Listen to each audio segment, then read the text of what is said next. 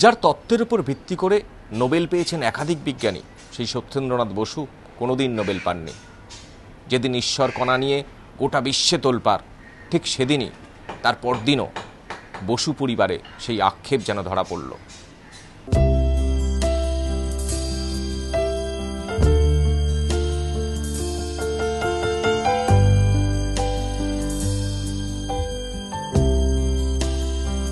উত্তর কলকাতার এদো গলি, পুরনো লালচে রঙের দোতলা বাড়ি, দরজা পেরোলেই বসু পরিবার।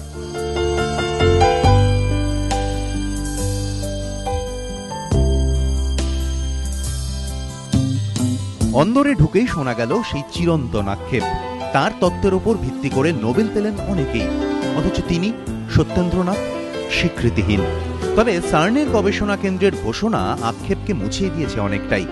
দীর্ঘদিন অনুসন্ধানের পর হদিশ মিলেছে ঈশ্বর কণার।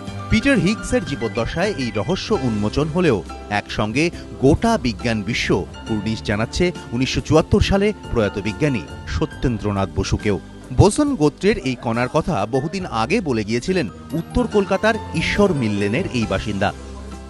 অভিমানী কণ্ঠস্বর সত্যেন্দ্রনাথের পুত্রের গলায়। নোবেল লরিয়েট অনেক আছে, তাদের কেউ মনে রাখে না, কিন্তু প্রফেসর বোস যে থিওরিটা বের করেছেন সে কথা আজকে স্টুডেন্টরা পড়ছে এবং চিরকাল ওনার নামটা লোকে মনে রাখবে।